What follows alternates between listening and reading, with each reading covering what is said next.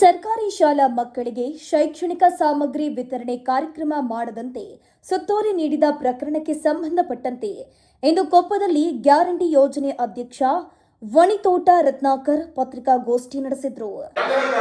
ರಾಜೇಗೌಡರು ಕೂಡ ಕೊಟ್ಟಿದ್ದಾರೆ.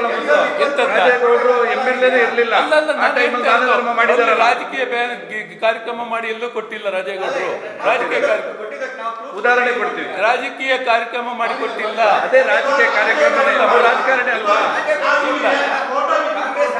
ರಾಜಕೀಯ ಕಾರ್ಯಕ್ರಮ ಮಾಡಿ ಕೊಟ್ಟಿಲ್ಲ. ಎಲ್ಲರ ಬ್ಯಾನರ್ ಗಿನ್ನರ್ ಹಾಕಿ ಕೊಟ್ಟಿದ್ದು ಕೊಡಿ. ರಾಜಕೀಯ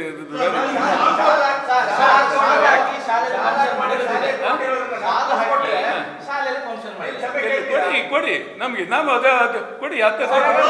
ಪತ್ರಿಕಾಗೋಷ್ಠಿಯಲ್ಲಿ ಮಾತನಾಡಿದ ರತ್ನಾಕರ್, ನಾನು ಯಾರಿಗೂ ಬೆದರಿಕೆ ಹಾಕಿಲ್ಲ, ಪೋಷಕರನ್ನ ಕರೆಸಿ ಕೊಡೋದು ತಪ್ಪು ಅಂತ ಮಾತ್ರ ಹೇಳಿದ್ದೀನಿ ಅಂತ ಸ್ಪಷ್ಟನೆಯನ್ನ ಕೊಟ್ಟರು. ನೀವು BO ಹತ್ರ ಹೇಳಿ ಲೆಟರ್ ಕೊಡಿಸಿದ್ರಿ. ಎಲ್ಲೂ ಇಲ್ಲಿರೋ ಲೆಟರ್ ಸಿಂಧಿಯರಿಗೆ ಅದೇ ರಾಮಸ್ವಾಮಿ ಹೇಳಿದ್ದಾರೆ. ನೀವು ಹೇಳಿದ್ರೆ ಕೊಡಿಸಿರ್ಬೇಕು ಅಂತ. ನಾನು ಹೇಳಿದ್ದು ಅಂತ ಪ್ರೂವ್ ಮಾಡ್ಬೇಕಲ್ಲ. ಅಲ್ಲ, ನೀವು ಹಂಗಾದ್ರೆ BO ಧಮಕಿ ಹಾಕಿಲ್ಲ? ನೀವು ಹಾಕಿಲ್ಲ. ಕಾರ್ಯಕ್ರಮ ನಾನು ಏನ್ ಹೇಳಿದೆ, ರಾಜಕಾರಣಿಗಳಲ್ಲ, ಯಾಕೆ ನೀವು ರಾಜಕೀಯ ಪಕ್ಷ ಮಾಡಿ ಕಾರ್ಯಕ್ರಮ ಮಾಡ್ತೀರಿ ಅಂತ ನಾನು ಮಾಸ್ಟರ್ ಕೇಳಿದ್ದು. ಹೌದು, ಕೇಳಿದ್ದೀನಿ ನಾನು.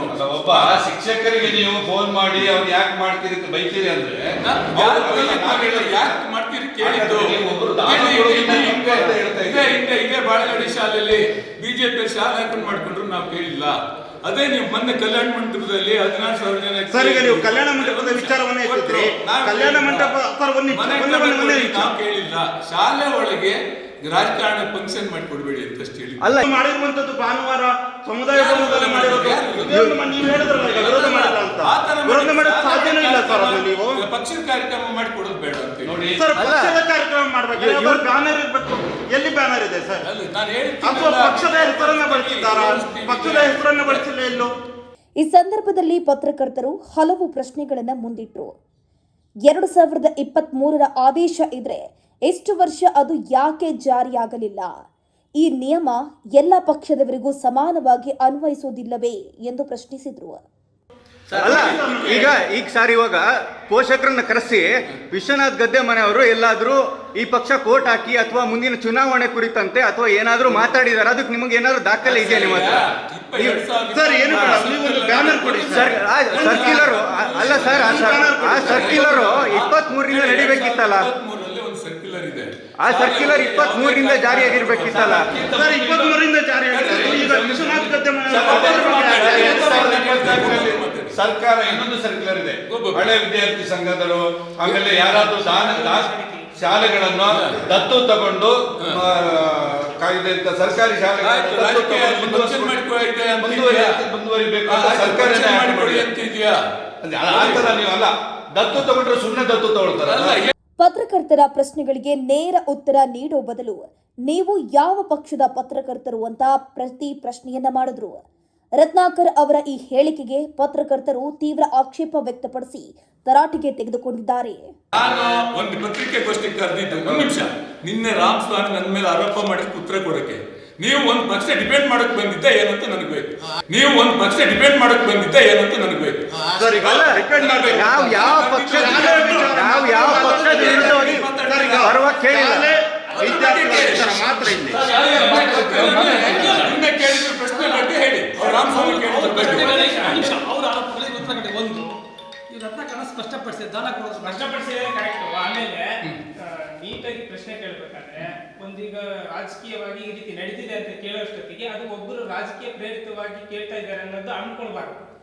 ಅಲ್ಲ ಸರ್, ನಾನೀಗ ಹೇಳ್ತಾ ಇರೋದು, ನಾನೇನ್ ಹೇಳ್ತಾ ಇದ್ದೀನಿ, ಒಳ್ಳೆ